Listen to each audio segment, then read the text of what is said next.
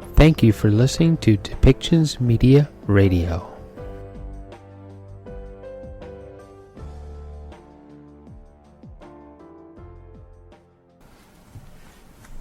Good afternoon. My name is Adrian Dix. I'm BC's Minister of Health. To my right is Dr. Bonnie Henry, BC's Provincial Health Officer. This is our COVID-19 briefing for Monday, February the 1st. We're honored to be here on the territories of the Lekwungen-speaking people, the Songhees, and the Esquimalt First Nations. Just to give you a sense of this week, Tuesday, Wednesday, and Thursday, you'll get written briefings with updates on COVID case counts and other relevant information with respect to the pandemic at around 3 o'clock. On Friday morning, Dr. Henry and I will be briefing on the latest modeling and the state of the pandemic on that day, which is February 5th, which is, is also the day when the current orders expire, the public health orders expire. So there will be a briefing on that day that will address both modeling and that question. And so with that, it's my honor to introduce Dr. Bonnie Henry.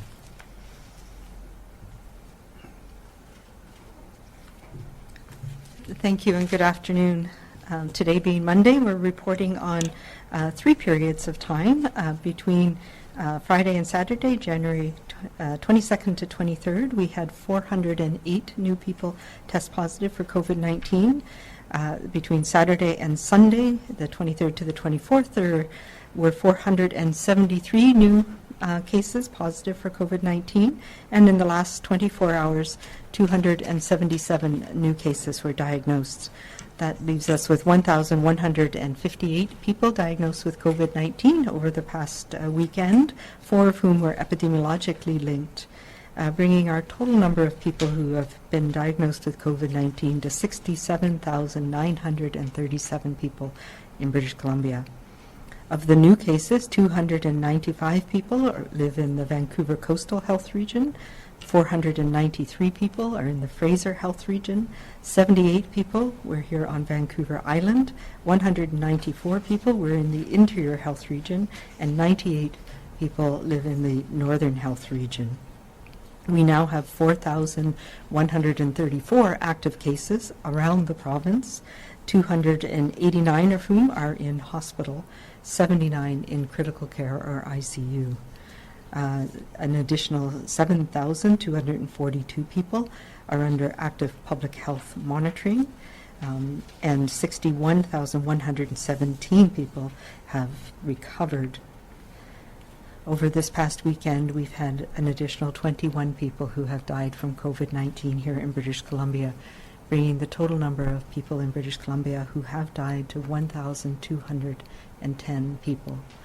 And as always, we know how challenging a time this is to have somebody who's passed away from COVID-19 in particular, and we want to send our condolences and thoughts to the families, the caregivers, and our communities who've lost our elders and seniors for the most part across the province. We have one new healthcare outbreak at the West Side Care Residences group home, and outbreaks have now been declared over on one of the Burnaby Hospital sites and at Brookside Lodge Long-Term Care. This leaves us with 24 active outbreaks in long-term care or assisted living, 8 in acute care units, involving 801 residents and 430 staff. As you know, we are starting this month of February with a limited vaccine supply, but we hope, and we've been told, that we'll be increasing our available supply as the month progresses. Importantly, while fewer people are receiving doses this week, we are continuing with our preparations to have widespread immunizations underway on a bigger scale than we've ever done before across the province in a few short weeks. We do expect that we will receive additional Moderna vaccine later in this week, although it's slotted for coming the week of February 1st. We understand the vaccine won't itself arrive probably until Friday of this week. However, we are expecting a small amount of the Pfizer vaccine to be coming earlier than that. And since the start of our immunization program, we have immunized 138,892 people with a single dose, and 4,491 of them have received a second dose. So that is a really important part of our program, making sure that we are protecting those in our long-term care facilities as a really important key first step. I want to talk a little bit today about these variants of concern that we're seeing across the world and here in British Columbia. To date, we have had 18 cases confirmed of a variant of concern. 4 of these confirmed cases were the B1.351, which is the variant that was initially identified in South Africa. 3 of these cases were unlinked community cases, and 1 was a contact of one of these cases. In addition, we now are up to 14 confirmed cases of the B117, or the variant that has been associated with the UK. That includes 7 new cases, additional cases that were confirmed over this weekend. To give you a sense of where these cases have been, the South African variant have been all in, 3 in Fraser Health and 3 in Vancouver Coastal and 1 in Fraser Health. As you know, we are actively trying to determine where the people involved acquired their infections. Of the 14 confirmed cases of the UK variant, 4 of them are on Vancouver Island, 1 a traveller from the UK, and 3 additional contacts in a close household of that person, 1 in Vancouver Coastal and 1 in Interior Health, also travellers directly from the UK. 8 of the cases were identified in Fraser Health, and all of them, 7 of the 8 were travel related to various places, including through the UK, through Europe, and others. And 1 was a contact of a traveller. So we have been working with our colleagues across the country, but particularly within our laboratory network here in BC, to have 3 different ways that we're looking for these variants. 1 is as random sampling of surveillance of cases in areas where we are seeing increased cases and growth and outbreaks. So I mentioned last week we've done some specific sampling in places like St. Paul's Hospital, where we saw rapidly growing outbreaks. In areas around where we've seen people test positive, particularly in the community cases. We are doing testing of all travelers who've come into British Columbia from international destinations who have tested positive for COVID-19, and we are targeting specific groups where we've seen in other parts of the world may be differentially affected. And we're, for example, doing whole genome sequencing of all cases in young people and school-age children.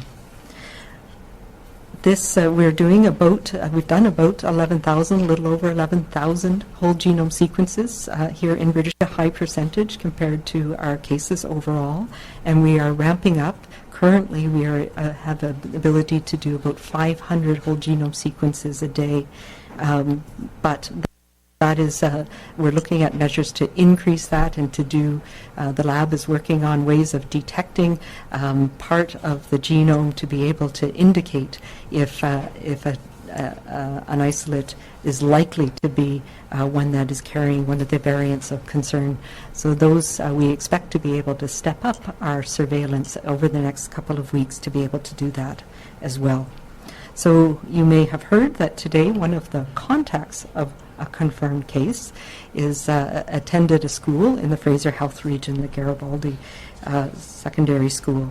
And because we don't know a lot about these variants, but we have concern that they may spread more easily than we are seeing with other strains of this virus, we have now worked with Fraser Health and the laboratory in Fraser Health to do testing on all of the that was with that person in the school. So that's about just under 80 people. And they will be tested with our rapid tests, which are good for screening and being able to test on site, but also will be tested using PCR, because we know that the rapid tests can miss positive cases that are asymptomatic in particular. So that is undergoing today over the next few days, and will give us a better understanding if there's any ongoing risk from this potential exposure event. So this is one of the things that is most concerning for us right now, that we've seen in other parts of the world and here in Canada. Reports on the weekend from colleagues in Ontario and in particular have shown that we are seeing some transmission in communities of this variant, and there's been a number of outbreaks in long-term care homes in Ontario that have been associated particularly with the UK, the B117 variant. So we have stepped up our surveillance. We are monitoring and testing in outbreaks particularly, and we'll present more data about how we're doing that surveillance later this week on Friday morning as well. But just to know that this is one of the things that is factoring in to all of the decisions that we have to make together over this next coming weeks. We have vaccine, but it's coming in small amounts, and we've been in a little bit of a pause because of vaccine supply. There are other vaccines that are currently being evaluated by Health Canada, and we're hopeful that many of them may become available for use in the coming weeks. But right now it's important for us to maintain our precautions that we have in place, so that we're not transmitting widely in our communities until we can get a better sense of where these variants are, how they're spreading, and protect each other from them. This also reminds us that gatherings of any size in our homes or elsewhere are very high risk right now and should not be happening. We know that over the last few weeks we have seen a decrease in young people, school-age children, in rates in school-age children, and in older people, as we've been able to protect our most vulnerable. But we have seen an increase in people in the 19 to 40-year age group for a variety of reasons, some of them related to workplace exposures, but many related to social exposures. We know this coming weekend is the Super Bowl weekend, and the following is both Lunar New Year and Family Day. And then, of course, we have spring break that's coming later in this month and into March. These are occasions when we would normally take some time away or get together with friends and family in our homes, at restaurants or bars, or elsewhere. Like the December holidays, this year we do need to celebrate safely. We have light on our horizon, but we are not there yet. The vast majority of people in BC know this and have clearly demonstrated. Then when you know what to do, and you do the right thing. We know this past weekend, WorkSafe BC was working with Vancouver Coastal Health, with our public health inspectors, to enforce the rules and regulations to try and get a handle on some of the areas where we have been seeing surges. And we know, particularly this past weekend, they spent a lot of time in Whistler and a few other areas, making sure that people understood what the restrictions were and why. And what I heard from these reports is that in many cases there were very good plans put in place, but later in the evening people were coming together in a restaurant that might have the seating and might have the spacing and might have everything done right, but it was very difficult for the owners, for the staff who worked there, to keep people from congregating. And we know that that's where this virus can be transmitted, and we've seen that in Whistler and in other communities around the province. We will be providing an update on Friday about the orders, but I am calling on everybody right now, hold off on the Super Bowl celebrations this year. You should not be planning, whether it's at home, in a bar, a restaurant, viewings of the Super Bowl.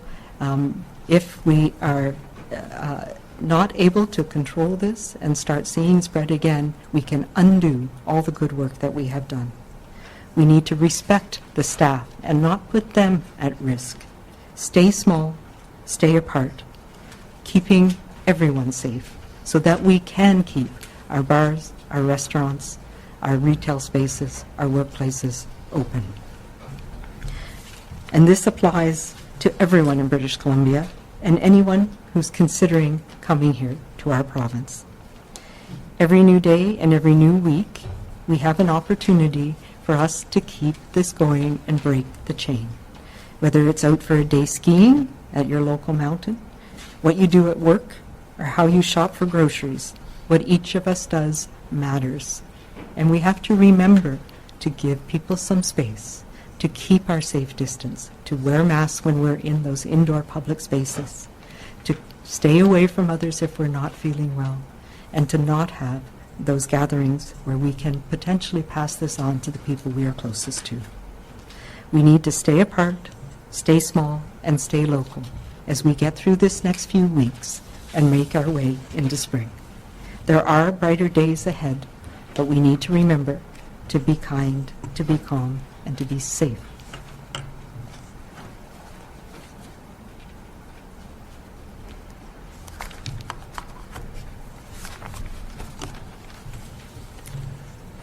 Thank you very much, Dr. Henry. First of all, just I wanted to pass on my condolences and my thoughts to the families and the friends and the caregivers of the 21 people who passed away over the last 3 days from COVID-19 in BC. It is a significant loss, 4 from Friday to Saturday, 14 from Saturday to Sunday, 3 from Sunday to today. Is a huge loss for people when this occurs at any time, and particularly now, particularly during this pandemic, particularly for those who are most vulnerable. It is profoundly unfair to people. We want to know to all the families how much they're in our thoughts today. Just a couple of small things just on the dates of the weekend. Yeah, we were just talking about this that the weekend obviously was January 30th, 31st, and February 1st, and I think there was just a problem on the note sheet there that was the 3 days on the weekend in any event. And just one other thing with respect to vaccine administration, that the total doses administered is 138,892, 134,401 of those are first doses, and 4,491 are second doses. I wanted to, as we do on Monday, briefly report on the PPE we've received over the last 2 periods since my last update on Monday, January the 18th. In that period, we received 30,670 N95 or equivalent respirators, an extraordinary 30,030,700 surgical or procedure masks, 221,722 pieces of eye protection, 16,427,975 pairs of gloves, and 1,636,310 gowns. Clearly, there is positive news in long-term care and assisted living and independent living. As you know, on January 15th, we had 49 outbreaks in those 3 types of facilities, and that number, as Dr. Henry has just reported, is now 24, which is a significant reduction. And in the number of people involved in those outbreaks has been reduced by 1,030 over that time, which is obviously a significant thing, and we're very, very pleased in the sense that it demonstrates that the immunization that's been done, that the vaccines that are being used are proving to be effective in long-term care, effective with our elders, and that, of course, is heartening. But along with administering the vaccine, reducing the spread of COVID-19 in our communities is essential to infection prevention and control actions in long-term care and assisted living facilities. As you know, and as I've just noted, there are fewer outbreaks than there were 2 years ago, but there are still 24 outbreaks in independent living, assisted living, and in long-term care, which is still a significant number. And that presents real challenges for the staff, especially in care homes where many staff people have become sick, and obviously for residents, and it affects in a profound way quality of life. So I wanted to announce today that the Ministry of Health has engaged the Red Cross to provide response teams consisting of non-clinical and administrative staff to select long-term care and assisted living facilities. Priority sites are identified initially by Fraser Health and Vancouver Coastal Health. We'll see their efforts bolstered by Red Cross provision of non-clinical support services. It'll work this way. A Red Cross assessment team visits and performs an epidemic prevention and control assessment to identify areas of need and to familiarize Red Cross staff with the facility. The assessment teams work with health authorities to identify supports required and understand infection control, prevention and control work already underway. Then teams of support aides are assigned to the facility. Typical deployment at the site includes a team of about 20 individuals, 2 teams of 10 to cover 7-day-a-week services for a maximum of 4 weeks per site. We are currently identifying, it's a small but important program, up to 5 priority sites in Fraser Health and Vancouver Coastal Health. It should be remembered that the protection afforded by vaccination, while important and while demonstrating its worth at the present, isn't immediate. It takes about 2 weeks for the first shot to reach full effectiveness, and that's 2 weeks when we need to be especially vigilant. And of course, everybody who's received their first shot will need to receive their second shot. The addition of the Red Cross to support efforts at this time is appropriate and significant, and it's intended really to support the quality of life in long-term care. It's an important step in our ongoing pandemic response, and I thank and recognize the Health Employers Association of BC, the Hospital Employers Union, the BC Nurses Union, the Health Sciences Association, and the BC Government Employees Unions for their efforts to ensure that we can deploy the Red Cross teams immediately, and as I say, up to 5 care homes. In closing, we're obviously at a particular moment in the pandemic, and it's a serious one for everyone to consider. We obviously feel good about the amount of vaccine we've received so far.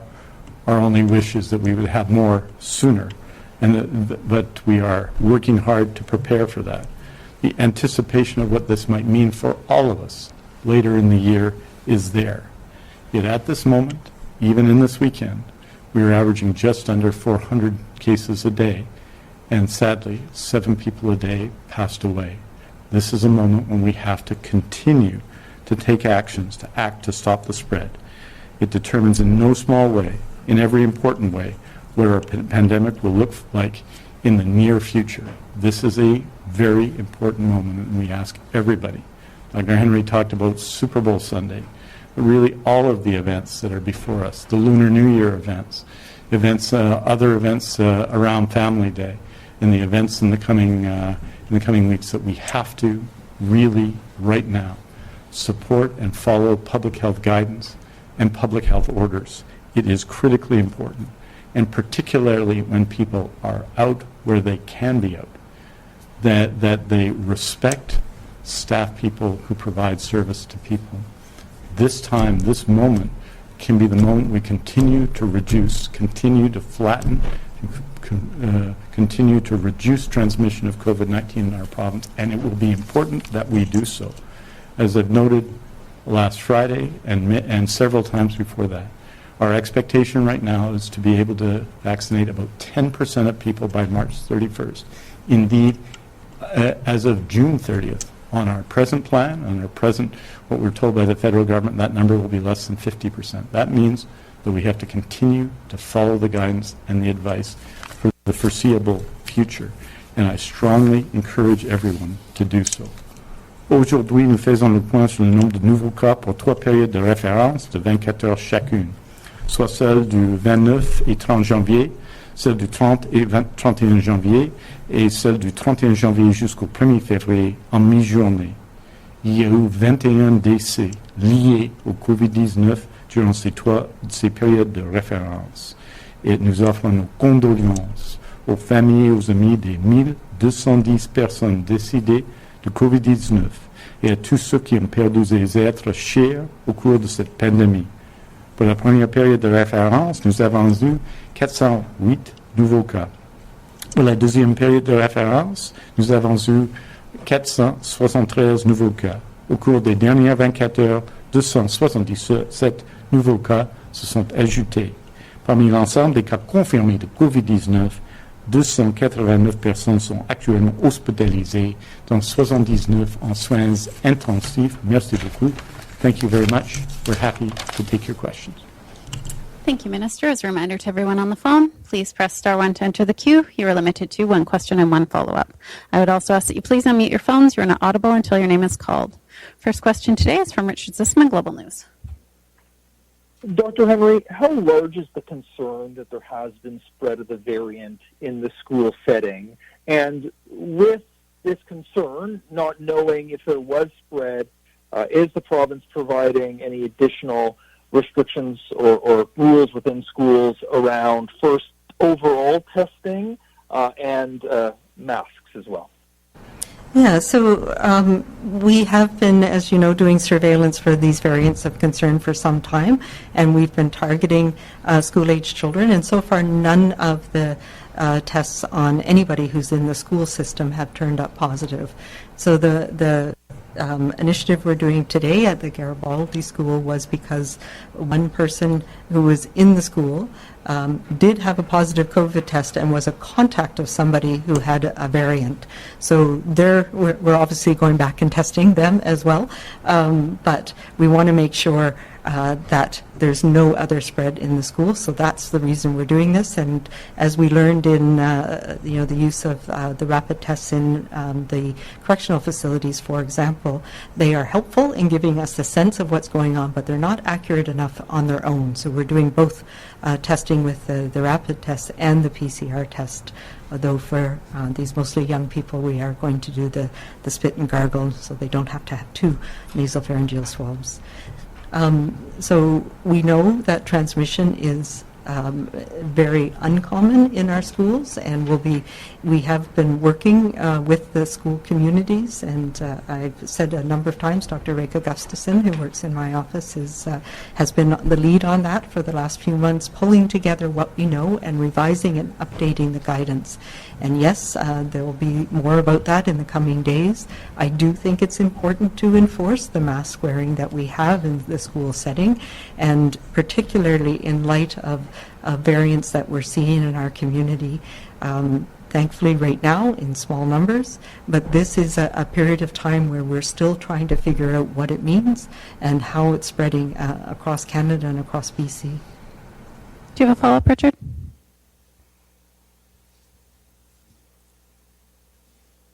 You there, Richard?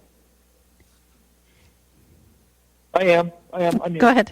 I'm sure you've heard, Dr. Henry, that there were some charges laid over the weekend under the Health Act in connection with downtown party that we've spoken about here before.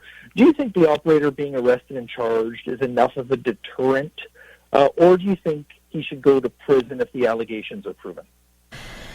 Yeah, so it's not my job to mete out the punishment for these types of offences. I do think it was offensive that was happening, and I am appreciative that the police took the action they did. I think all of us are doing our best to follow the rules, and we understand why. And when people are flagrantly violating those rules, then that's why we have the orders in place.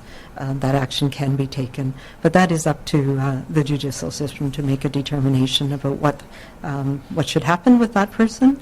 But I think we all need to understand that the little bits that we do are important, and we know that for the most part, people are doing the right things. Next question is from Chad Clausen, CFJC. Hey, Dr. Henry, thanks for taking my call. I'm going to I know the focus here today is on exposures in schools, and I'll get to that in a little bit. I did want to shift gears a little bit to ask a sports-related question. As you probably know, last week the Western Hockey League received approval in Alberta to start play later this month. The league is proposing a hub model here in BC. Sounds like Kamloops and Kelowna. Weekly testing is going to happen. What's the latest on that, and what is it going to take for the government basically to approve the start of play here? Yeah, so as you know, we have restrictions on sports around particularly allowing youth and young people to have some activities. We are in ongoing discussions with Via Sport, which is the provincial organization that oversees a lot of these guidance. And yes, we are talking about what is rational given our epidemiology and what's happening around the province. I have not seen that particular plan that you referenced, but we have been in discussions with the Western Hockey League about potential for a season at some point in the future when the epidemiology allows it. Chad, do you have a follow-up? Just a follow-up, just totally unrelated to sports, but back to the school concept. I know there was a school here in Kamloops that's seen 4 cases, 4 exposures, including apparently a community transmission within the school here in the last couple of weeks. And I know that's the case in the lower mainland as well. But at what point would you guys consider shutting down a particular school if there's that many cases within such a short period of time? Yeah, so as from the very beginning of this, and I know we haven't had a lot of exposures outside the Lower Mainland, and that's because we know that what happens in the schools reflects what's happening in communities, and we've started to see increased transmission in communities in the interior and in the north, and even here on the island more recently. So yes, we do see exposure events with very little transmission in the school. And the local MHO works with the school to make sure we know who was in contact with who. And we have a definition of a cluster, so a small amount of transmission within a cohort, or an outbreak, where we have more widespread transmission between cohorts. And we've had a few outbreaks around the province. But right now, it's between the local MHO, the school MHO, working with the school community to assess the risk for each particular school. So in some cases, when several cohorts have had to go home or to be isolated because of risk of transmission, or when a number of staff have been affected, our educators in the school system, that the school doesn't have enough people to run safely. Those are instances where schools have closed, sometimes on the advice of the MHO and sometimes on the schools and the superintendent's advice, depending on being able to function safely. So there's a number of factors that go into it, but clearly every time there's an exposure event, we need to work through, what was being done, were the precautions being followed, who's at risk, and that is what local public health does with each and every school. Next question is from Katie DeRosa, Vancouver Sun. Hi, this question is for Minister Dix. It's in relation to the allegations that you were asked about on Friday in relation to the pregnant mother in Kitimat. And Mary Ellen Turpella-Fond has sort of weighed in, and I'm wondering what the progress is on the task force that resulted after her report. Has that task force been set up, and have those Indigenous liaison positions been implemented in the health authorities?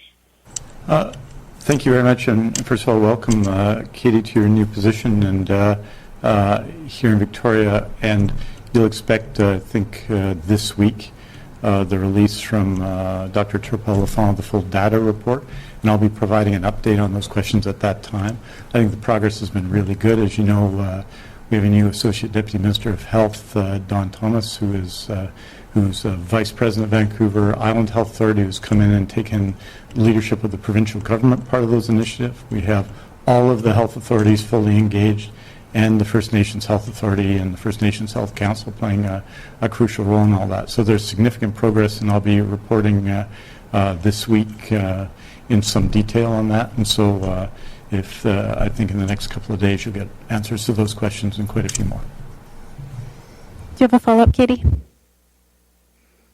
Yes, I do. So can you say specifically if those Indigenous liaison positions have been created? Because, again, that's the family is saying that the Kitimat General Hospital should have an Indigenous liaison person because they're concerned both about the pre-care and the aftercare for this particular mother. I agree, and I think we are proceeding with hiring of 32 liaison positions, 5 in each health authority and 2 in Providence Healthcare, so that's 32. And I'll be giving you a specific update on that, but I strongly believe that adding those liaison positions, including all, in addition to other work being done, will greatly strengthen the response of health authorities to addressing and developing anti-racism as a guiding principle in those health authorities. So I think those positions are important. And as I say, this week you'll expect an update on all of the issues related and all of the follow-up and all of the actions that have been taken since the report was put into place. I had the opportunity to report on many of those at the national conference that was done on anti-Indigenous racism in healthcare led by the federal government this past Thursday, and I'll be reporting in detail on that. As Dr. Turpin-Lafont reports, I think really the extraordinary, very challenging data that has been developed through her comprehensive report on racism against Indigenous people in our healthcare system. So we'll have the details on that soon in terms of who's been hired, what the process is, but the expectation, we're proceeding and created and have funded 32 places, and we'll have more information out for you later this week. Marcella Bernardo, News 1130. Hi, everyone. I just wanted to ask you about some Whistler hotels are now posting ads encouraging people to come and visit. So doesn't this only create more confusion about what is allowed when you've repeatedly told everyone that we need to stay close to home? Yeah, and you know, these are challenging times for the hotel business. We know it's challenging times for the travel industry. We know, and we are connecting with the industry. I've met with them once as a larger group. I've met with the restaurant associations and the beverage associations a few times, quite a few times actually. My office meets regularly with them as well. So these are questions that we will bring to them. As you know, we have been discouraging, particularly out of province and absolutely out of country travel right now as being too risky. As well, we're asking people to stay local and to go to their local ski hills, stay in their local communities. That's really important to support your local community and the businesses in those communities. So it is not something that I would support at this point, advertising outside of the province. Follow-up, Marcella? Yes, you spoke a few minutes ago about the WHL, and there are now concerns being raised about junior players in the BC Hockey League wanting to start up again. We're hearing from parents worried about the mental health of their kids, and time is running out for them to apply for scholarships or a chance to vie for contracts at higher levels. So what's being done to get them back on the ice again? Yeah, and as I said, we know that physical activity is important for the mental health and emotional health of children as well.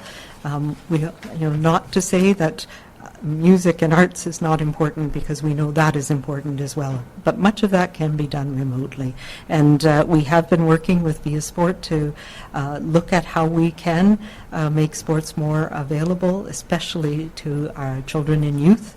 But I will just say as well that this is not unique to BC. This is something that is happening globally, certainly across the country and across the continent, and we know that leagues are taking that, universities are taking that into account as well. So these are things, it's going to be an extraordinary year for everybody. And I know that there's provisions being taken, but absolutely we want to, as soon as it is safe to do so, to be able to have those important experiences for young people in particular. Next question is from Binder Sajjan, CTV. Hi there. Dr. Henry, you said a couple of minutes ago not to make Super Bowl plans. Does that mean that restaurants can continue to operate as they do now, or are some type of restrictions coming? Yeah, so those are discussions that we're having again with the industry. If the restrictions are followed the way that we have them, we know that those environments can be safe. So it is both sides here. If we know, my message to people who are running bars and pubs and restaurants, you have to make sure that you have the important safety provisions in place. And WorkSafe BC and our environmental health inspectors will be stepping up their monitoring and enforcement of that.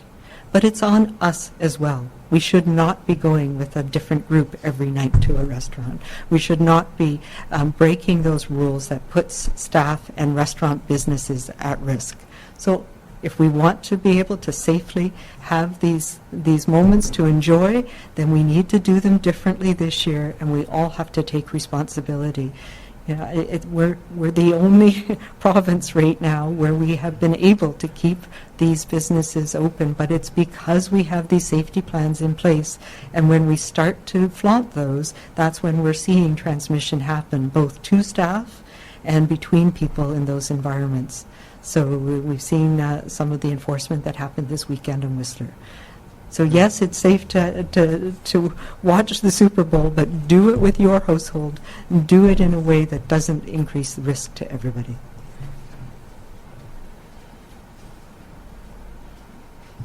And just to be clear, many people have Super Bowl or Grey Cup parties in their homes, and that is not on this year.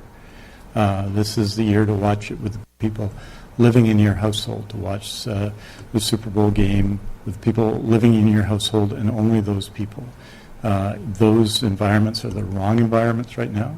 Occasionally in the past I've attended Super Bowl parties, Grey Cup parties, and they're events that are almost designed for the spread of COVID-19 and the various things that occur at them. In your home this year, it's only people in your household. So I understand your question was about restaurants, but in your home, no Super Bowl parties. Bender, do you have a follow-up? Sorry. The Stanley Cup Finals, which are going to be in July, will be in a different place in July. I hope. Bender? Well, I'm an NFL fan, so Dr. Henry, I also wanted to ask you, I mean, you're kind of hinting at where we're headed with these restrictions. And, I don't expect you to tell me today, what the decision will be Friday. But how much of a concern is it for you that people say, look at this dude's having this party in his penthouse, allegedly. All I want to do is gather with one friend in my backyard, 6 feet away for 20 minutes. How worried are you if these restrictions continue too long that people will not listen? Yeah, it is a terribly challenging time, and people are listening, and most people are doing the right thing. Sure, sit outside with a friend for a few minutes, go for a walk. Those are not risky activities in the grand scheme of things. It's the indoor parties with different groups of people every night. And we know that's happening. Where we're seeing transmission in many of the communities is in young people. And we know that that is linked to small social events that people are having. So it's not okay to have my one or two friends that I have dinner with tonight, or my one or two friends that I go out with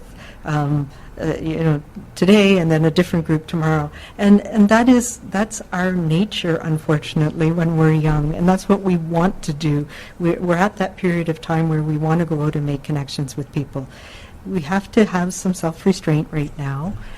We will be able to do that again, but right now we're seeing that that's how this virus is getting transmitted, and we don't yet have enough people protected that we aren't going to get spillover into people who are going to end up in hospital and people who are going to, unfortunately, have serious illness from COVID. So we have to be able to keep to our small group, find ways of connecting with each other and supporting each other to do this right now.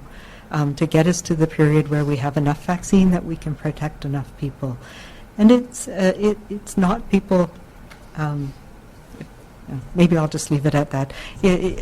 I understand how hard it is, particularly for young people at this point in time, but we also know that young people care about their communities, and they care about their families, and they care about doing their piece. So I know that when we say this, people know what to do now. And yes, it is challenging. We have this concerning variant that is causing havoc in other countries, and we don't want that to happen here. Justine Hunter, Globe and Mail. Hi, thank you.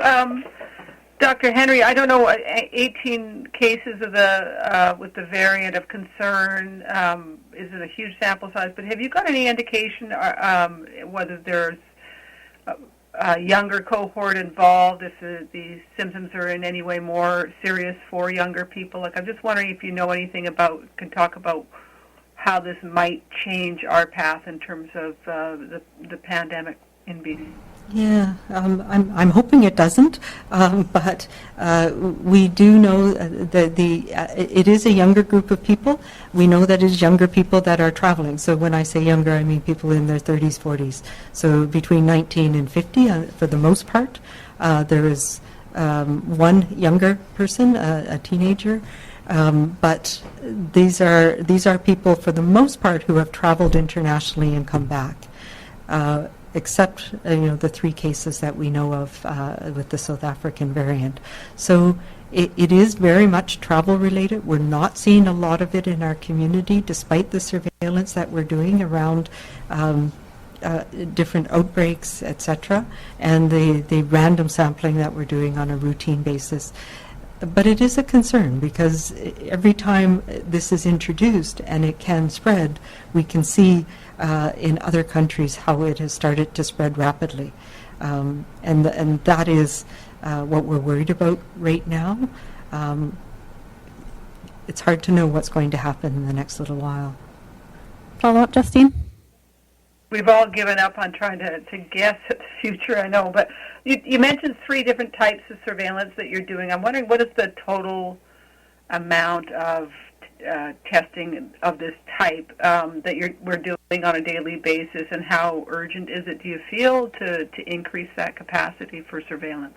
Yeah, so I mentioned we've done about 11,000, so it's the whole genome sequencing that allows us to pick up these specific different strains or variants of the virus, and the whole genome sequencing we can do about 500 to 600 a day. We're trying to ramp that up to 700 to 1,000 a day if we can. As you know, we've had about 500 cases a day, so that doesn't allow us to do all of them, and the process is a little bit slower, so it takes several days to do the whole genome sequencing. So we have been doing, as I mentioned, 3 things. One of them is routine surveillance, so randomly samples, particularly in areas where we have higher caseloads. We've been doing specific outbreaks and areas where we're seeing rapid increase in cases, and we're doing all of the people who test positive after travel. So the priorities change a little bit depending on what's going on. Last week over the last 2 weeks, we were very concerned about the rapid spread in a couple of hospitals. So we made sure that some of the tests from those hospitals were checked to make sure that it wasn't a variant causing that rapid spread. The other one that we're watching very carefully is people who test positive after vaccination, and now that many people are 2 weeks at least past their first dose, making sure that we're not seeing any variants that would affect our immunization program. And so far we haven't. But those are targeted things too. So the BC CDC lab is coming up with a strategy. They're working as well with our counterparts across the country to come up with a national strategy for screening, to try and leverage all of the resources that we have, including the National Micro Laboratory in Winnipeg, laboratories in Quebec, Ontario, Alberta, to do whole genome sequencing as well. Next question is from Shannon Waters, BC Today.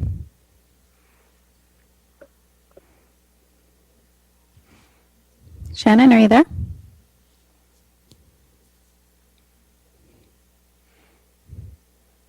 Okay, we're going to move on to Zara Premji, CBC.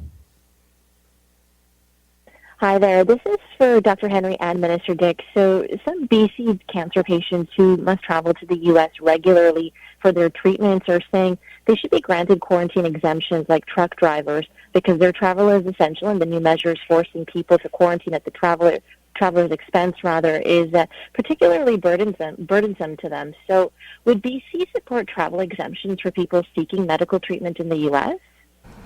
So that's a bit of a challenging thing, and we've worked with the federal government, who has jurisdiction, of course, on international travel. So we do know as well that people who are traveling for that type of treatment are going into a medical center, which is a higher risk environment in the U.S. So there is some need for them to isolate so that they're not exposing others around them, both when they're in the U.S. and when they come back. And we've been working with our federal counterparts about how they can best support people. But it's a very difficult question, and it is a national, both the Canadian Border Services Agency and the Public Health Agency of Canada have jurisdiction over that type of travel. I think there's also a role for testing that can support people who need to go back and forth for treatments, for example. Sarah, do you have a follow-up? Yes, and you mentioned this topic earlier, of course, but regarding the possible exposure to one of the variants at a high school in Maple Ridge, do you plan to add more protocols to schools like rapid testing or mandatory mask policy within the classrooms? If not, why not? And can we also get that in French, please? So I think if you look at the safety plans for schools, masks are one part of it, and there are many different parts that reduce the risk of transmission and reduce the risk of widespread transmission in schools. And so masks absolutely are part of that. And as I mentioned, Dr. Reka Gustafson has been working with the school team to look at where things are working and where things aren't working, and there'll be more information about that later this week. But masks have always been a part of, one of, but not the only safety factor in schools. In terms of testing, today will give us a good example. We do testing of people who have symptoms in schools, in the school setting, and we make sure that children with specific symptoms have testing, but also the adults in the school system need to be tested if they have any symptoms at all. Whether rapid testing in schools is of value is something that people have been looking at across the country. It certainly makes a difference when you don't have to use a nasopharyngeal swab, although I will say the nasal swabs that have recently been approved by Health Canada finally are not yet available here, but we'll be looking for those as well. And of course, we can't use the spit and gargle test with the rapid test. So it's a little bit of a dilemma, but we also know that the rates of COVID in school-age children are very low. And they continue to be very low despite all of our testing. So it's not an environment where that would be where rapid testing would be the first choice in terms of an environment where it might be useful. It depends. It's useful for helping us detect if there's outbreak and transmissions when we think there's been a potential exposure, but routine testing with rapid tests is probably not something that would be valid in a school setting, and not the highest priority for sure.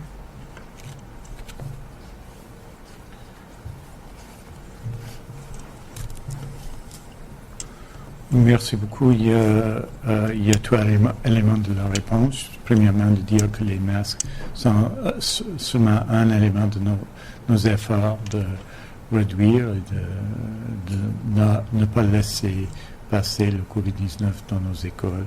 Donc, ça fait une partie de nos efforts, mais il y a maintenant des règlements qui existent pour les masques dans les écoles.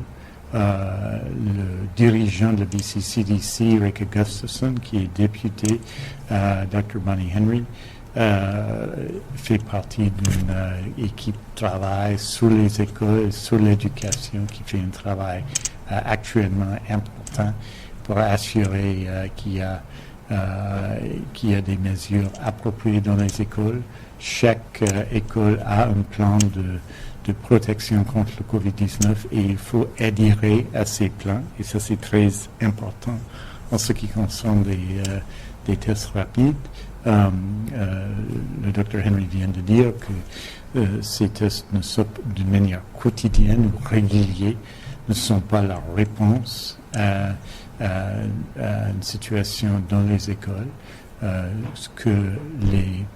taux de transmission parmi les élèves est parmi les moins élevés dans la société, mais de toute façon, ce n'est pas le meilleur élément ou la meilleure réponse à la situation dans nos écoles.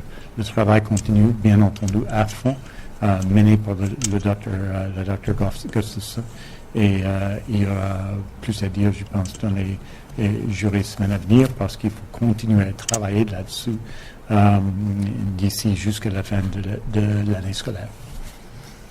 We have time for one more question this afternoon. For everyone listening, Dr. Henry and Minister Dix will release a statement with the latest information on cases, hospitalizations, and outbreaks, which you can find at news.gov.bc.ca.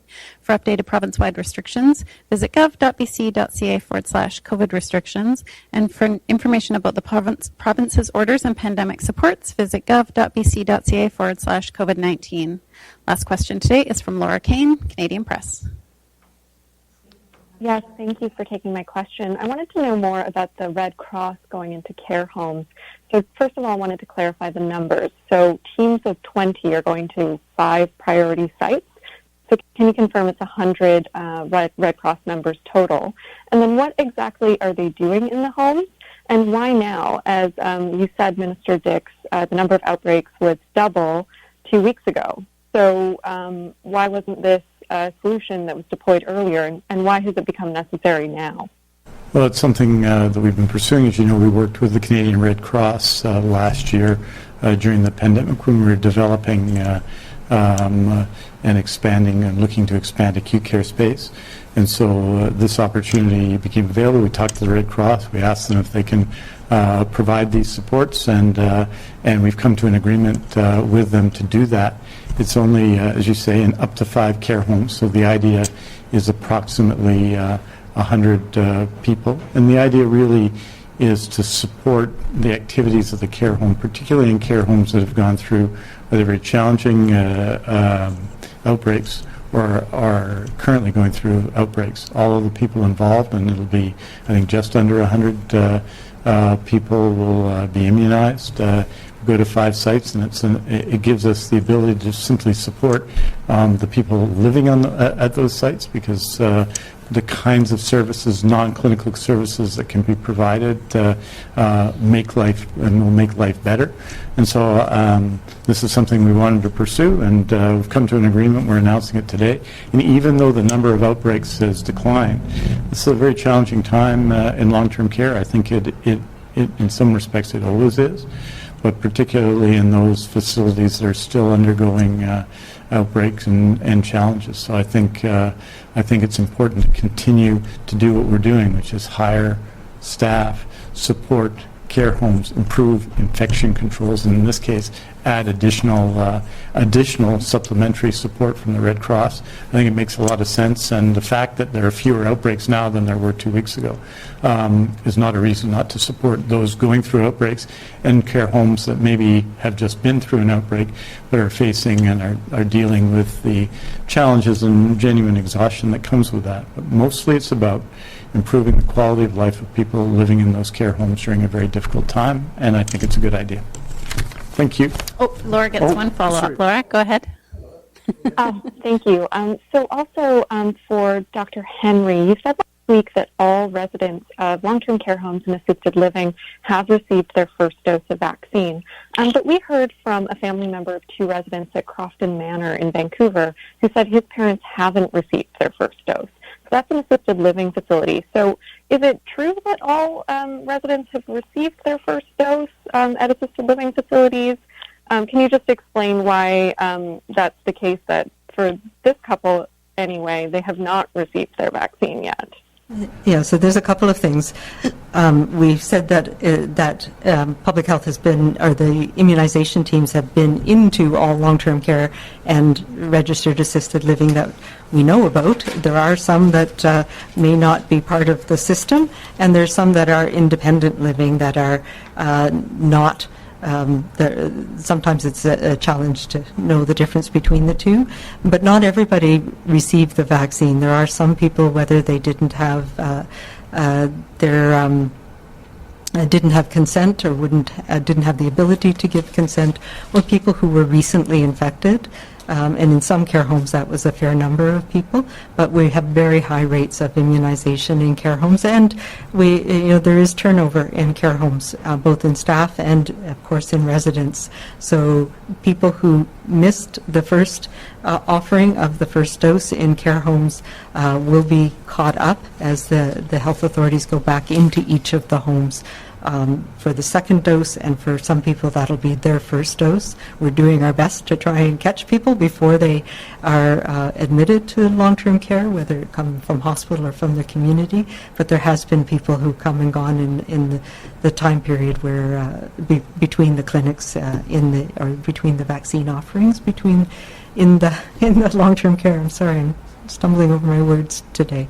So most people have been done. All of the homes that we know about have been visited, and the health authorities will be following up to catch up people who were missed. That's all the time we have today. Thank you. This show has been produced by Depictions Media. Please contact us at depictions.media for more information.